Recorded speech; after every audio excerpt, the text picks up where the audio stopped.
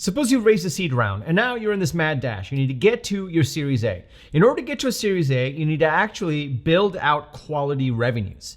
I covered this in a prior episode on what exactly it takes to get to a Series A. I'll link to it below. You don't have to go right now. The real question is, how do you actually get to these quality revenues? Well, the answer is you need to actually build out a go-to-market strategy. And you actually need to make sure that you're building out a go-to-market strategy that is scalable so you can get to that next stage of growth. How do you do that? Why do you need to do it? Who's responsible for it? I'm gonna walk you through all of that in this episode. Intro.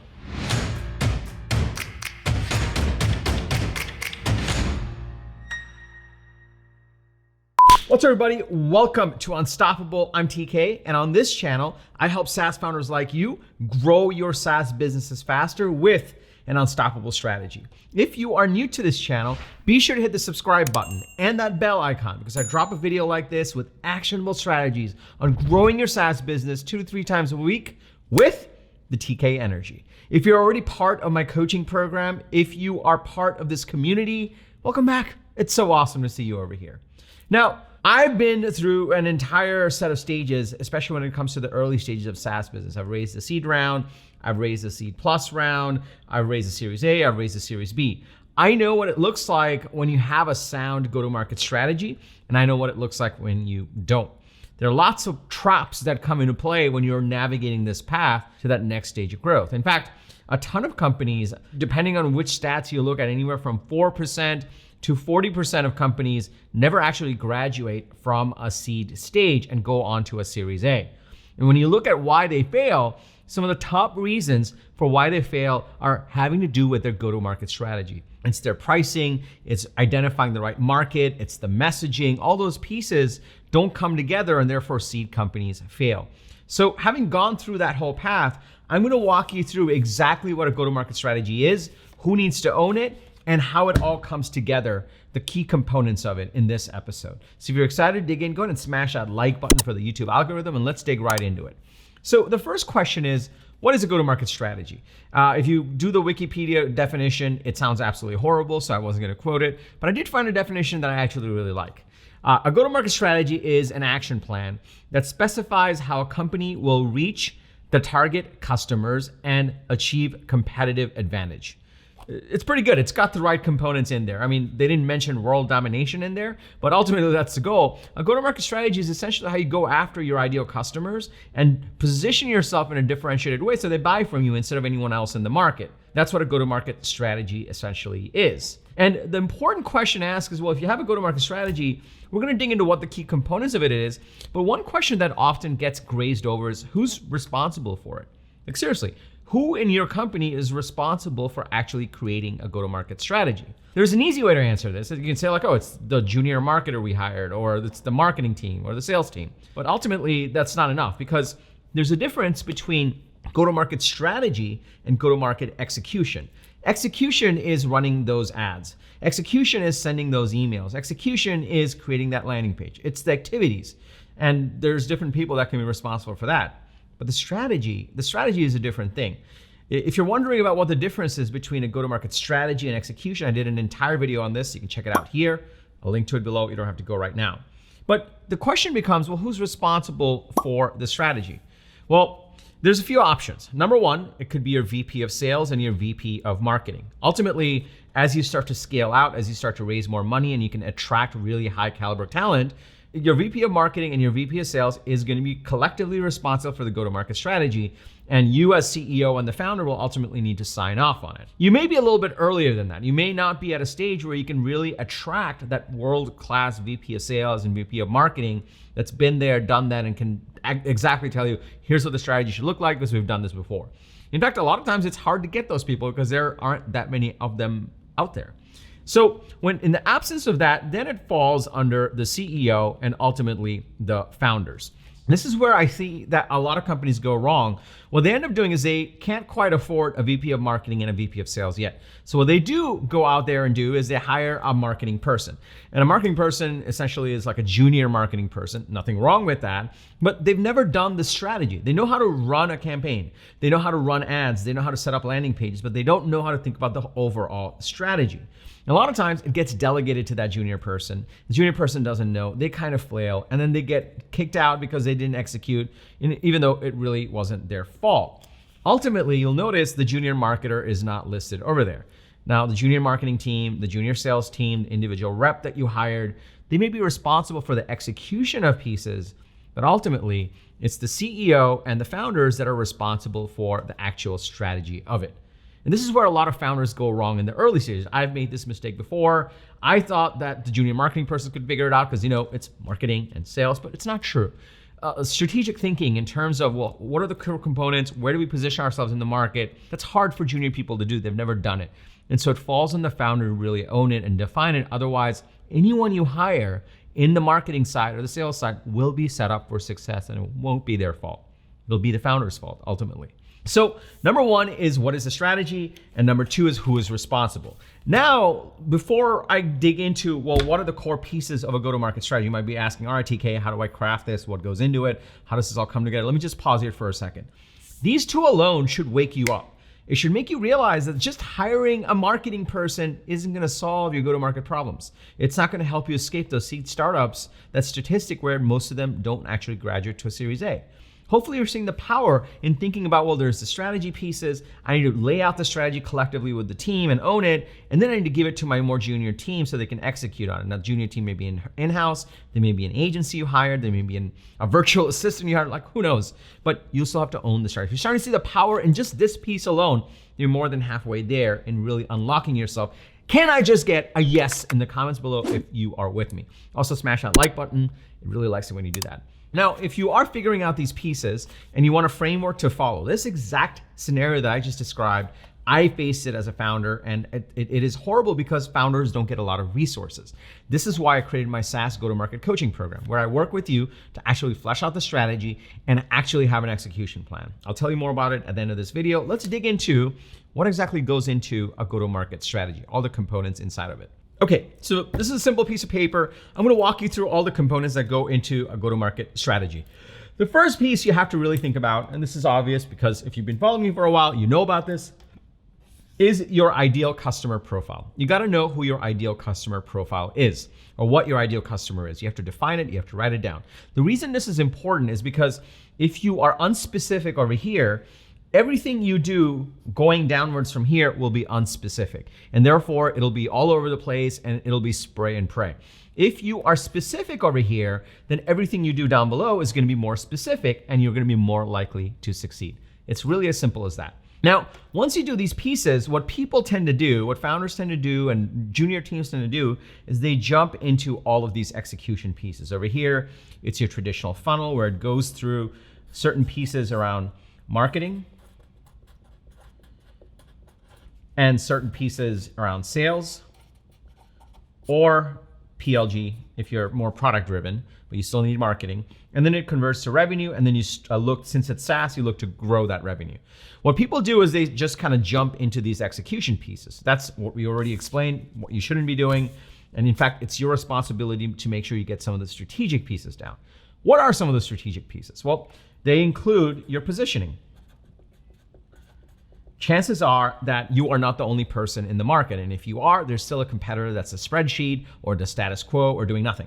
And so positioning yourself in the market and talking about, well, here's how we differentiate from the rest of these people is super important. Thinking about positioning is super important.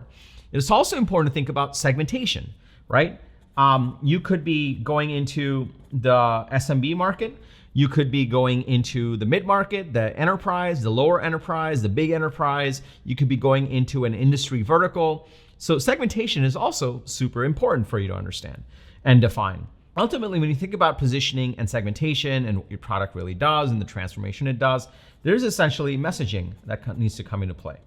And once you actually think about messaging, you also need to think about your narrative. And the strategic narrative is essentially that summarizes your positioning, your segmentation, your messaging into this one compelling proposition to the ICP on like, hey, you should do business with us. And if you don't, here's what's gonna happen, right? You're gonna make them an offer you can't refuse. These are essentially strategy pieces that often gets overlooked and they jump into the execution. If you don't do these pieces, again, it's just like the ICP. If you're not specific on the ICP, this is going to be unspecific. If you don't define these things, a lot of your activities are going to be undefined and it's going to be spray and pray. And when you are talking to your junior marketer, you're like, why isn't this working? I thought you were good at marketing. It's not their fault because no one did the strategy work. And generally junior people, the difference between a junior person and a senior person and an ace person is that they know strategy and they've actually done that, been there, done that, right? This is super important in actually fleshing out how all these pieces come together and from a strategy side. Then it starts getting into more of the marketing pieces. And one of the things around go-to-market, the reason I use the word go-to-market instead of saying SaaS sales or SaaS marketing is because it's all encompassing. As the founder, you need to make sure both are being covered. If you're not doing that, then you're not going to have a full customer experience, customer journey defined. You're not going to be able to convert to revenue. What do I mean by that? Well, first of all, you need to think about equally marketing and sales. The marketing pieces is essentially figuring out how to drive awareness, right? How do you get this ICP? How do you engage with these people with this messaging and get them to realize that you exist? One of the best definitions of marketing I ever found was great marketing is when more people know about you today than they did yesterday. That's what great marketing is. And essentially what you're looking to do is drive awareness. And from awareness, you're looking to actually generate leads. And this could be through the form of a manifesto, if you have been following me for a while, or an old school lead magnet, all those things, right? You're essentially generating leads. And then from the leads, you essentially have to figure out, do we go into sales or do we go into free trial, right? And is the product going to do the selling for us? They're going to go through a trial experience, they're going to activate, and it's going to convert to revenue on its own? Or do we have to go through a sales process? You have to kind of figure out that piece as you get into the sales side. You'll also have to ask yourself, well, is it going to be inside sales or outside sales? Meaning, are you going to do it only over the phone? Or are you also going to go to the customer's offices to get a deal done? Or maybe you never actually talk to anyone and they just do a free trial and they convert. These are all questions that are strategic questions that you have to answer. A couple of things come into play for this as well. So for marketing, you really have to figure out what is going to be your lead magnet. What is the thing that you're going to use to attract people? You also have to figure out what are the channels you're going to go after, right? Is it social? Is it ads? Is it outbound? So on and so forth. Are you going to do cold calling? Is that even possible? Which social networks? These are all conscious strategic decisions you're going to have to make so that you can actually make the execution very focused. And then as you start to figure this out, you'll also have to figure out, well, what is our pricing strategy, right? How much should we charge for the product? If you are charging $99 a month, then you literally cannot afford to have a sales team. So you must actually go the product-led growth route, the self-service route. If you are charging $10,000 a month, then no one's going to sign up for your product until they see you in their office or through multiple Zoom conversations. So in that case, you're going to have to do an outside team. So this is why figuring out your pricing strategy is super important. Figuring out your sales methodology is also super important. How do you actually navigate the sales process? Meaning, once someone says, hey, I'm interested, do you do a discovery call? Do you do a demo? How do you do a demo? So part of this is what your demo looks like. Part of this is what your deck looks like, your sales deck. Part of this looks like what are the touches you need to do. Part of this looks like how do you manage all these deals? So there's a sales methodology in here as well. Now, if you're saying, you know what, we're not going to do sales driven, we're going to do product driven, then you have to figure out what's your new user experience. When someone signs up, how do you actually navigate them through the process? How do you educate them? And how do you make sure they're set up for success? These are all components that is strategy. When you actually define these strategic questions, then the execution becomes more focused and is more likely to succeed. If you ignore some of these strategic questions, then what ends up happening is you run a bunch of ads, you kind of see what sticks, you hand over a bunch of money to Mark Zuckerberg, and you keep trying to actually make something work, but you don't even know what you're tethered to. And therefore you fire your marketing person or you fire your agency yet again, and then you're back to square one. This is why go-to-market strategy is super important. And I learned almost the hard way that if you're going to go from the seed stage to the Series A stage, you have to get really serious about your go-to-market strategy. And if you want to start doing that, you have to own it. And before you can hire that VP of marketing and that VP of sales to own it, you're gonna have to own it and you're gonna have to define it. You have to get dangerous enough about it. This is what I had to do because that's just what it takes to succeed in the early stages. And when you're digging into that, you wanna think about what is your ICP, what is your positioning, your segmentation, your messaging, your strategic narrative, what is gonna be the lead magnet, what are the channels you wanna go after, which ones make sense, in what order, what is your pricing strategy, what are your sales methodology, and what does your user experience look like? You need to figure out all these pieces. When you do that, then the execution side, which is all of this stuff and all of this stuff, becomes a lot easier because you're tethered to a strategy. So that's what I had for you today. That's exactly the components that go into a go-to-market strategy. It goes into what is a go-to-market strategy, who should own it, and what are the key components inside of it. If you got value from this video, be sure to smash that like button if you haven't already. But also have one more thing for you. If you're starting to wonder like, well, how do I put all these pieces together? I've literally been in your shoes when I was scaling ToutApp. I was sitting there, we couldn't quite hire all the VPs yet. We were in that stage where we had some seed money, we didn't have the Series A money, but we still needed to grow and we needed to get quality revenues, and therefore we would then be able to raise. And I actually embraced sales and marketing, and I started to understand some of these strategic pieces. I was lucky because I sold to salespeople and I sold to marketing teams. So I was in front of really great world-class leaders where I'm like, wow, that's what good looks like. I better get good at this because we need to figure this out. So this is why I created my SaaS Go-To-Market coaching program. If you are in that stage where you have some revenues and you're looking to scale your revenues, you need to build out this go-to-market strategy and then drive the execution. You don't want to be out there just looking at 50 million YouTube videos, trying to piece all the pieces together. You can't rely on your junior marketing team. You can't rely on your junior sales team, and it kind of falls on you. This is why I created my SaaS Go-To-Market coaching program. Inside of the program, we actually give you the step-by-step process on how to flesh out these key pieces. I have exclusive step-by-step training on this. I meet with all the founders in the program every Wednesday to actually answer your questions and do hot seats and to review your strategy and your metrics.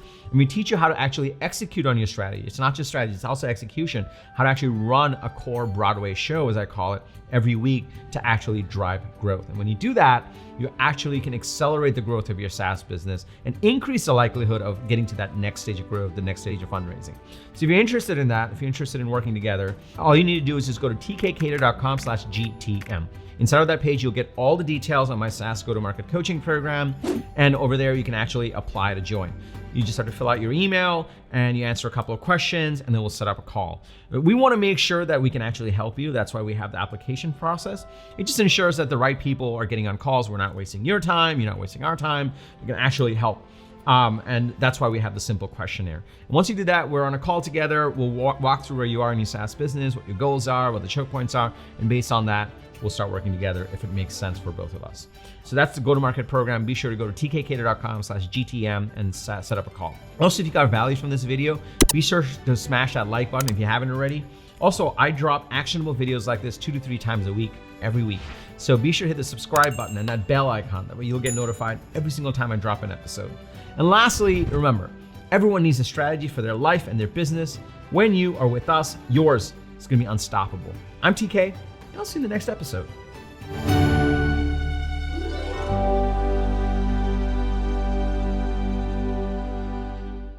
The strategic narrative is essentially, don't include it in the bloopers either.